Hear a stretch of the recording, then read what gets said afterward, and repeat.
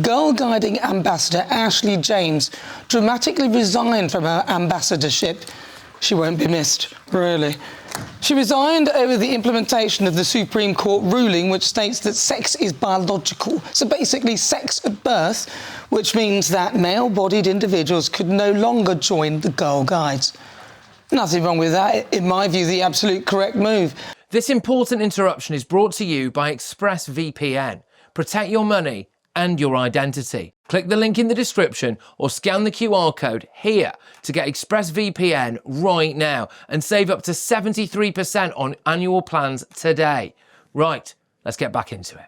The utter hypocrisy of some of these so-called celebs claiming to support protecting women and girls, then enabling this ludicrousy, which began in 2017 when suddenly male-born individuals were allowed to join the Girl Guides under the guise of inclusion. Don't they get it? It's not meant to be inclusive. It's meant to exclude boys. It's in the title, Girl Guides. By its very nature, it's exclusive to girls. And there's nothing wrong with that at all. Why? Because there's nothing wrong with boys and girls doing separate activities based on their gender. And it's for the safety of women and girls. Now, that's not to say that there is or isn't a danger in this particular pursuit, but it opens the floodgates for abuse of the system further down the line, extending beyond the Girl Guides. Prisons, for example. Who can forget double rapist Isla Bryson, who pretended to be trans so he could be placed in a women's prison? There'll be some numpty comparing this to racism. How did we get here? Well, you only need to look at our weak, successive governments that have pandered to a handful of powerful lobbies who've overridden common sense. Take puberty blockers. A year ago, West Streeting was outraged that they were being prescribed to young people, children who, in my view, are not equipped with the capacity to make life-changing decisions based on their minimal understanding of gender stereotypes, which is, frankly, all that's left to determine what a man or a woman is if you disregard biological reality. What is a woman if it's not an actual thing? If it's just a feeling, what does it feel like to be one? Every woman feels differently, and every woman has a different experience of being a woman. Now, WES is enabling what can only be described as an experiment where puberty blockers will be given to more than 200 children, potentially as young as 8, who think that they may be transgender. WES said this on LBC earlier. And medication that delays or indeed stops a natural part of our human development, which is puberty, I am deeply uncomfortable with. He actually banned them after the Commission on the Human Medicine said that they posed unacceptable safety risks.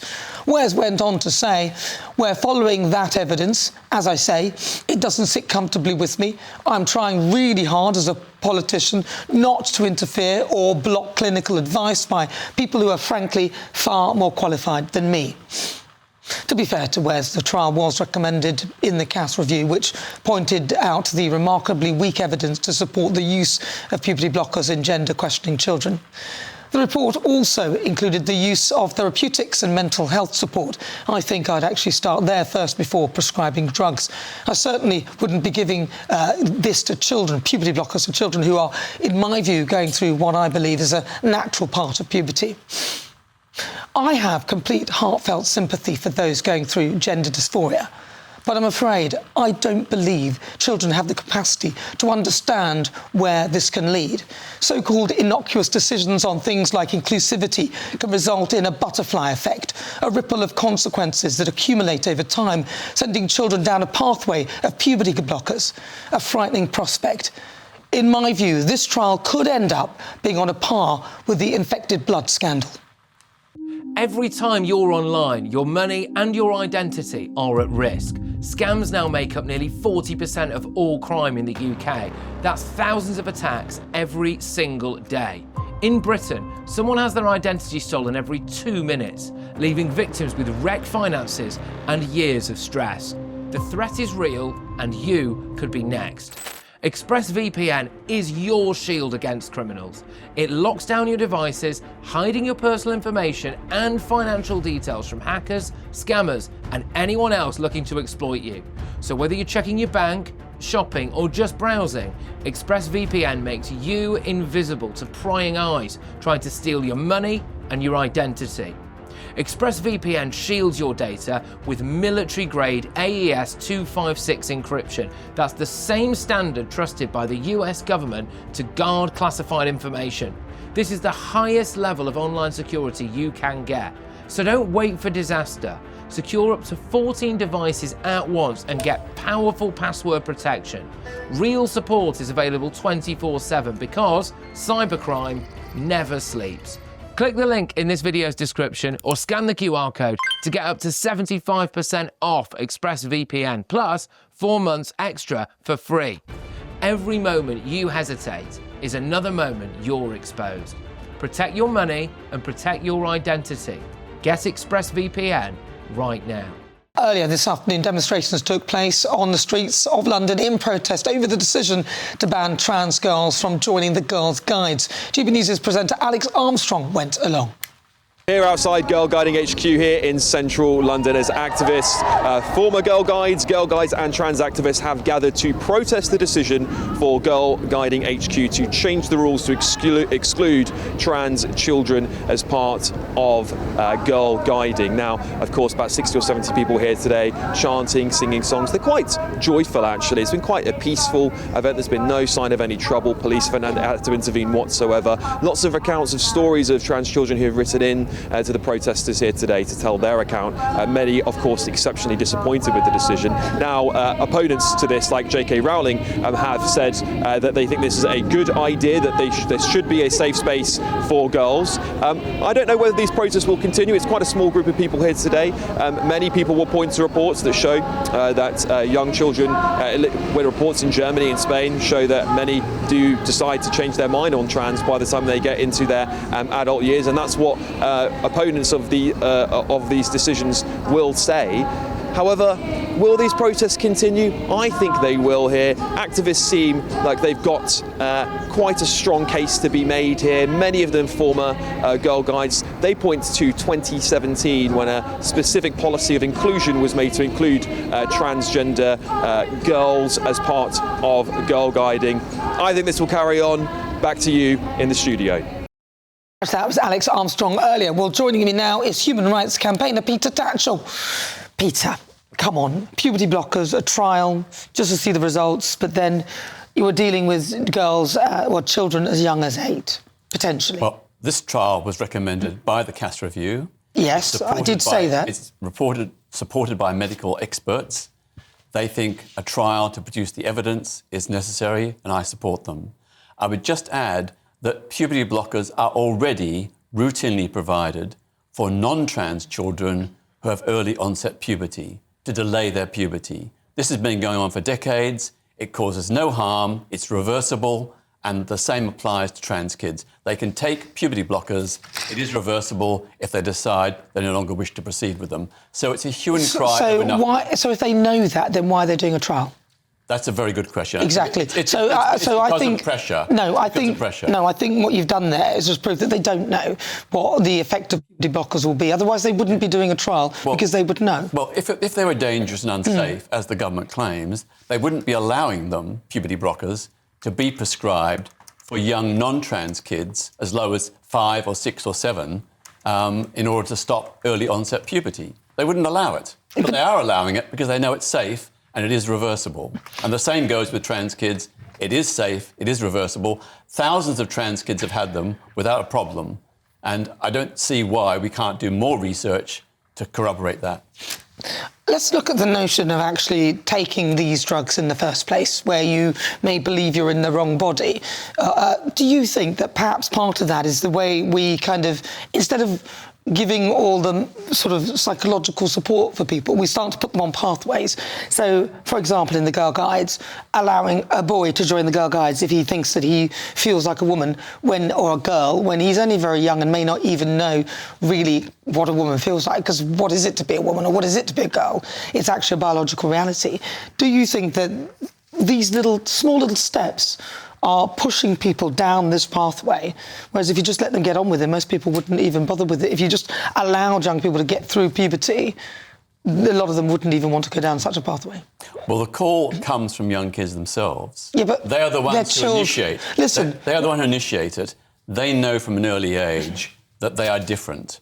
And I agree that there should not be a ready, quick, fast prescription of drugs. Mm-hmm. They should go through holistic assessment on a range of psychological and emotional issues to establish what their form of gender dysphoria is, what's causing it.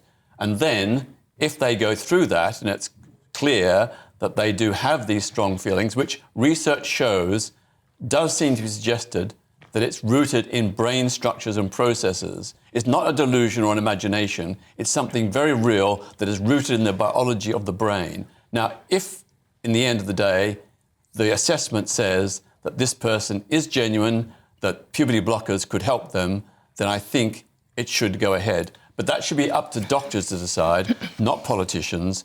And I know from the few trans kids that I have had contact with through their parents that they have hugely benefited. They are much happier, more well-adjusted as a result of puberty blockers. So they shouldn't be given out like Smarties, but they should be provided to those who genuinely need them. Yeah, but my son, could tell me that he feels like a cat. Do I do things now to allow him to start growing ears and things like that? He's only 8.